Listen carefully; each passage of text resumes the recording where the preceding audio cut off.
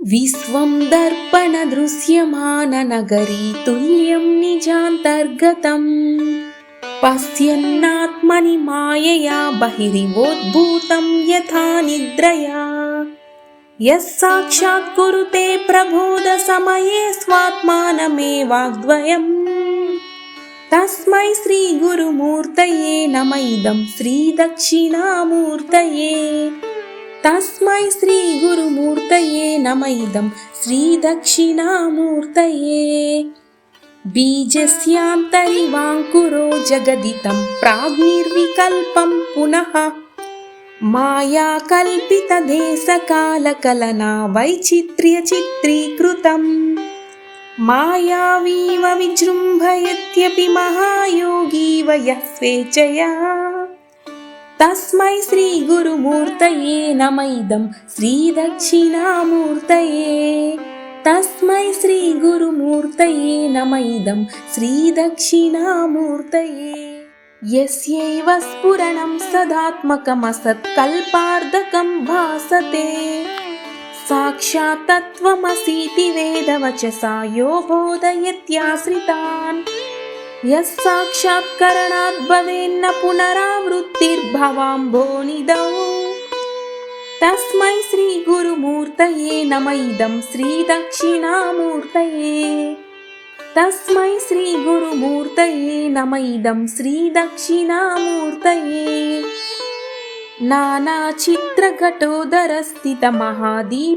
नानाचित्रघटोदरस्थितमहादीपप्रभाभास्वरम्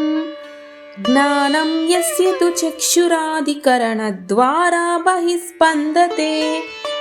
जानामीति तमेव भान्तमनुभात्स्ये तत्समस्तं जगत् तस्मै श्रीगुरुमूर्तये नमः इदं श्रीदक्षिणामूर्तये तस्मै श्रीगुरुमूर्तये नमः इदं श्रीदक्षिणामूर्तये देहं प्राणमपीन्द्रियाण्यपि चलां बुद्धिं च शून्यं विदुः स्त्रीबालान्धजडोपमास्त्वहमिति भ्रान्ताभृशं वादिनः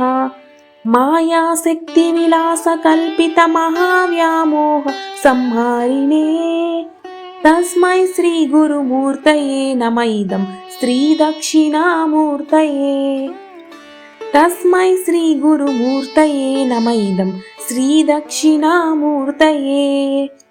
राहुग्रस्तदिवाकरेन्दुसदृशो मायासमाच्छादनात् सन्मात्रः करुणोपसंहरणतो यो भूत्सुषुप्तः पुमान्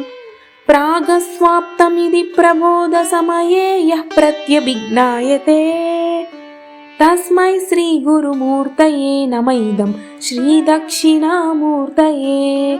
तस्मै श्रीगुरुमूर्तये नमः इदं श्रीदक्षिणामूर्तये बाल्यादिष्वपि जाग्रदादिषु तथा सर्वास्वस्थास्वपि व्यावृत्तास्वनुवर्तमानमहमित्यन्तः स्फुरन्तं सदा स्वात्मानं प्रकटीकरोति भजतां यो मुद्रया भद्रया तस्मै श्रीगुरुमूर्तये नमः इदं श्रीदक्षिणामूर्तये तस्मै श्रीगुरुमूर्तये नमः इदं श्रीदक्षिणामूर्तये विश्वं पश्यति कार्यकारणतया स्वस्वामी सम्बन्धतः शिष्यचार्यतया तथैव पितृपुत्राध्यात्मना भेदतः स्वप्ने जागृति वा एष पुरुषो माया परिभ्रामितः तस्मै श्रीगुरुमूर्तये नमः इदं श्रीदक्षिणामूर्तये तस्मै श्रीगुरुमूर्तये नमः इदं श्रीदक्षिणामूर्तये भूरम्भांस्यनलो नीलोऽम्बरमहर्नाथो हिमांशुः पुमान् इत्याभाति चराचरात्मकमिदं यस्यैव मूर्त्यष्टकम्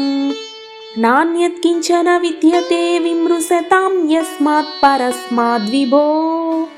तस्मै श्रीगुरुमूर्तये नमः इदं श्रीदक्षिणामूर्तये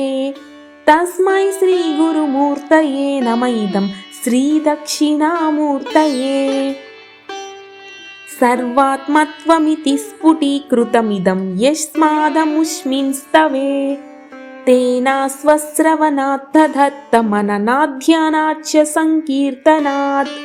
सर्वात्मत्वमहाविभूतिसहितं स्याधीश्वरत्वं स्वतः सिद्ध्येतत् पुनरष्टधा परिणतं चैश्वर्यमव्याहतम्।